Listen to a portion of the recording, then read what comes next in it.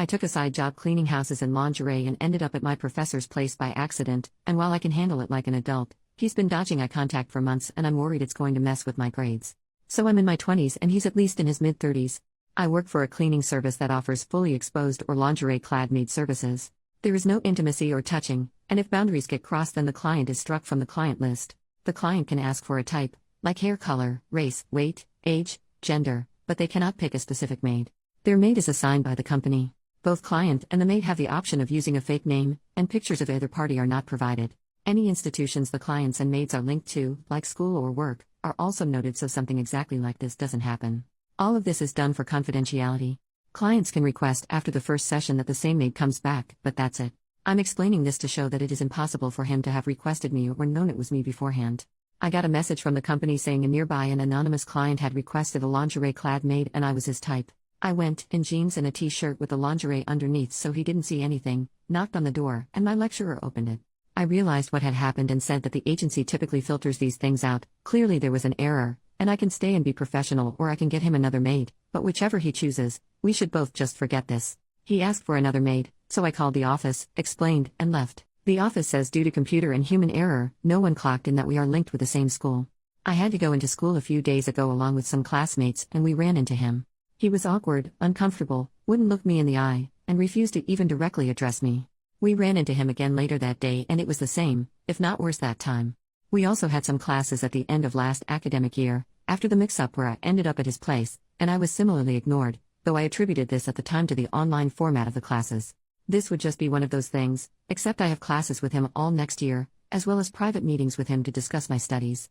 These have to be done with him, are compulsory, and can affect my grade. While I know that I can act professionally, I am concerned that he cannot, as it has been several months and he is still not passed it. I am putting a lot of time and money into this, and if this is how he will act for the remainder of it, I feel I will not get what I paid for it and that my grade will suffer.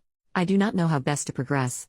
I cannot afford to let my grade go to crap, but talking to him might make things even worse. Any advice? Top comment: clearly a lot of the people giving you advice here don't work in academics. I do. For the love of God, don't put anything in writing unless you actually want to get him fired. He is not going to give you a bad class participation grade if he is the one preventing you from participating by ignoring you. As for meetings with him, just meet for your degree the way you would if this had never happened. If you treat this brusquely and professionally, he will eventually too. If you must address it, at the end of your meeting, while you're leaving, say I would really appreciate it if you would keep what I do for a living to yourself. Obviously I am giving you the same professional courtesy. I would love it if we could pretend that incident never happened. Don't put anything in writing. For the love of God, do not show up to his house again, even to leave a note in his mailbox. That's how you progress into stalking. Don't do anything crazy to make him notice you in class. Offer to participate the way you always would. Do your meetings with him as if this never happened. Update: 1 month later, he reported me.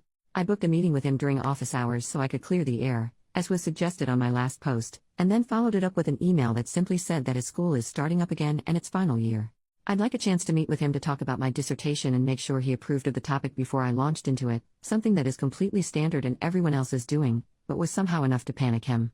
The maid service I work for also offers completely clothed maids, so from what I can gather he's gone to the uni saying he paid for a fully clothed maid and only went through this service because of their extensive vetting, but when I showed up I offered to do it without clothes on in exchange for extra help on my dissertation. He said no. Obviously this is bull crap, and I got the recording of the phone call I had with work and gave it to the uni, which was enough to stop the investigation, but I couldn't get his payment records to prove he paid for lingerie due to the anonymous payment system, and any more than that would require a legal case, which I can't afford. And even if I did manage to stay here, I still have to be in his classes as they are mandatory, but at the same time my uni have basically said that they can't put me in his classes after this because I have essentially been accused of intimately harassing him. He must have reported me the second I sent in my meeting request, because I got the email from the person dealing with this literally less than a week later.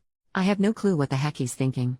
I'm assuming he thought I would report him and decided to get ahead of it, but even that makes no sense as all I did was request a meeting. Whatever his logic, I am dropping out. I am 1 year off of completing my degree, so I've submitted some inquiries about transferring to nearby universities, but because this has happened right at the start of a new school year, it's going to be 10 times harder than it would be if this happened over summer or last year. The only upsides are that I've not actually been expelled or suspended, so I won't need to explain this to anyone. The uni seemed fine to just let me go quietly, and another lecturer is writing me a reference. The agency have also said they will blacklist him, and they share this info with other services, so hopefully he won't be able to do this to anyone else. Just Jesus Christ. Edit, adding that I have had a free consultation with a lawyer and I will not be pursuing legal action. The best case scenario, Where I win, my name is cleared, and I can stay in this uni, my profession will still be outed, I will be shunned by classmates and staff members, and my lecturer will continue to be a jerk, and I'll be staying at a uni that have confirmed they will throw me under a bus to save a weaselly prick. Even the best case scenario will also earn me a black mark next to my name in academic circles. Update 3 years later, OP updated with a new account after her posts were featured on Smosh. Just caught up on the Smosh podcast and, well. Comment number 1, is there another update? OP, not really to be honest.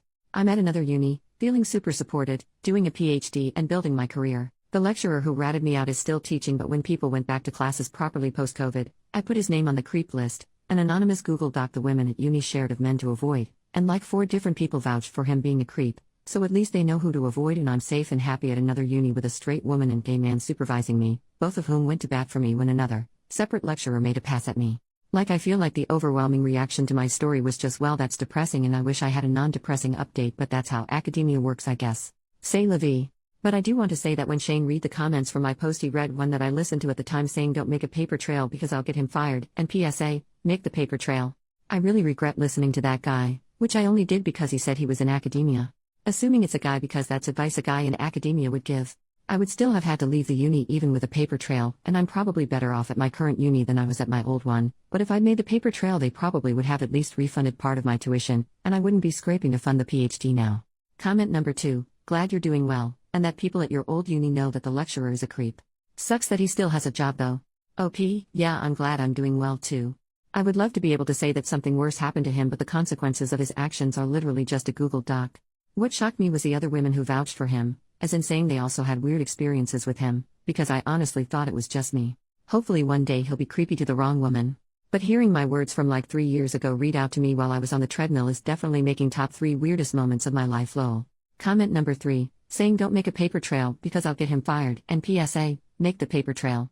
Oof, that comment is terrible, you're totally correct. Anyone who has dealt with any sort of scary, bad, or uncomfortable situation, whether in the workplace, school, or just in life, always make a paper trail.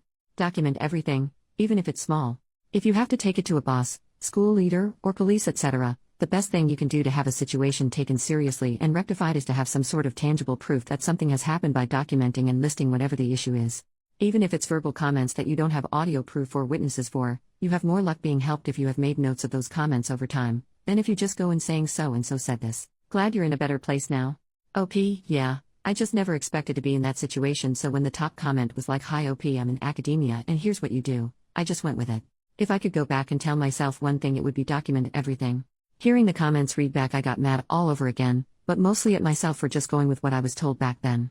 I even dug up the post and there were multiple people telling me to be careful that I don't upset him because I had the power in that relationship, which is just wild to me now considering how everything turned out, but at the time I fully went with it. Honestly, I probably wouldn't have even made the update if I wasn't so annoyed at those commenters, and Shane reminded me how annoyed I was when he read them out lol. Commenter number 4, holy crap, I remember this one and finding it insane. That guy was for sure a creep and I was pissed to hear he had tried to blame you, but at least other people know to avoid him. Thank God, hoping you've been feeling better at this new uni. OP, I'm doing so much better at this new uni, thank you. I was actually at this uni first, then switched to the one this guy worked at, so now I'm back at the OG and I don't know why I ever left, to be honest. This sounds weird, but I'm low-key hoping he continues being a creep so he'll do it to the wrong woman and she'll be smarter about it than I was. But yeah, it was insane to me because honestly that post is from like late 2021 and by 2022 I was at a new uni, moved on, completely forgot about it, and then today I'm on the treadmill listening to a podcast and hear that being read out. Like? Commenter number 5, I'm glad you're doing better. Wow, that must have felt surreal to have your story of what crazy shit happened to you in a video happen. I remember watching the video when it came out. OP, I immediately just picked up my phone and rewound and started looking for the info. I would have heard it sooner, too, but I only listened to podcasts at the gym and I've not gone in the last couple weeks. It was so wild.